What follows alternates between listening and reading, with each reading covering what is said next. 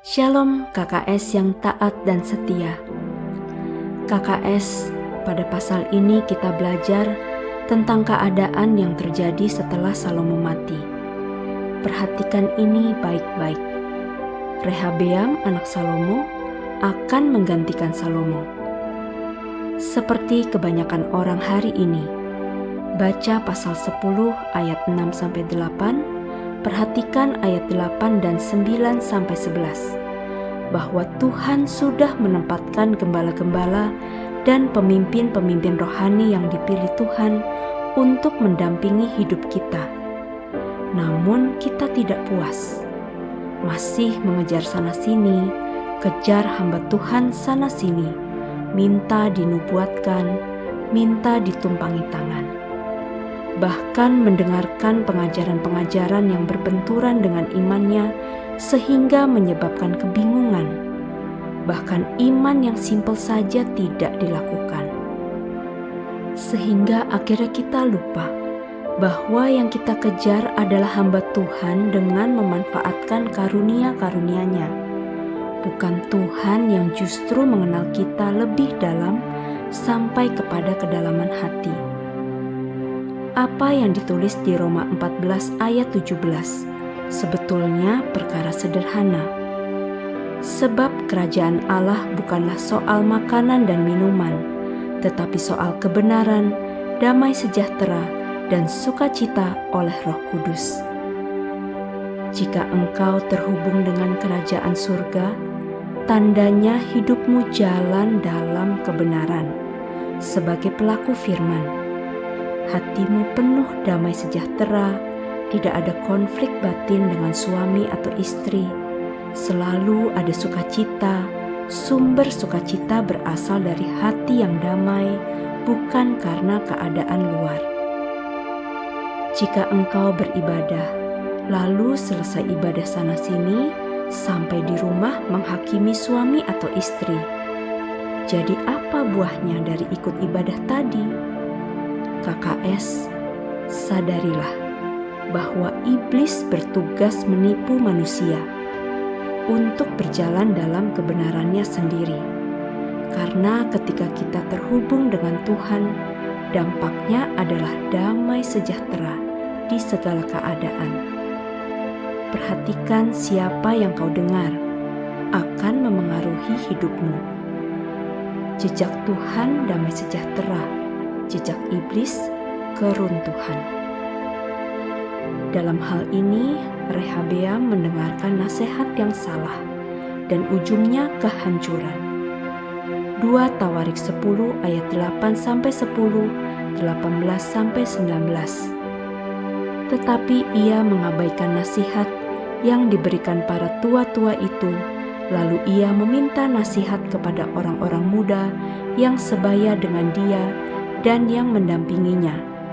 Katanya kepada mereka, "Apakah nasihatmu supaya kita dapat menjawab rakyat yang mengatakan kepadaku, ringankanlah tanggungan yang dipikulkan kepada kami oleh ayahmu?" Lalu orang-orang muda yang sebaya dengan dia itu berkata, "Beginilah harus kau katakan kepada rakyat yang telah berkata kepadamu, ayahmu telah memberatkan tanggungan kami, tetapi engkau ini berilah keringanan kepada kami. Beginilah harus kau katakan kepada mereka, kelingkingku lebih besar daripada pinggang ayahku." Kemudian Raja Rehabeam mengutus Hadoram yang menjadi kepala Rodi, tetapi orang-orang Israel melontari dia dengan batu, sehingga mati. Bahkan Raja Rehabeam hampir-hampir tidak dapat menaiki keretanya untuk melarikan diri ke Yerusalem. Demikianlah mulanya orang Israel memberontak terhadap keluarga Daud sampai hari ini. Pada pasal 11, Rehabeam masih mau mendengarkan Tuhan, ayat 3-4. Dampaknya kerajaannya mulai dipulihkan. Ada orang-orang Lewi yang membulatkan hatinya untuk tetap mengikuti Allah Israel. Itulah dampak dari siapa yang kita dengarkan. Jika kita mendengarkan Tuhan, dampaknya pemulihan. 2 Tawarik 11 ayat 13-14, 16-17. Para imam dan orang Lewi di seluruh Israel datang menggabungkan diri dengan dia dari daerah-daerah kediaman mereka. Sebab orang Lewi meninggalkan tanah penggembalaan dan milik mereka, lalu pergi ke Yehuda dan Yerusalem, oleh karena Yerobeam dan anak-anaknya melarang mereka memegang jabatan imam Tuhan. Dari segenap suku Israel, orang datang ke Yerusalem mengikuti orang-orang Lewi itu, yakni orang yang telah membulatkan hatinya untuk mencari Tuhan Allah Israel. Dan mereka datang untuk mempersembahkan korban kepada Tuhan, Allah nenek moyang mereka.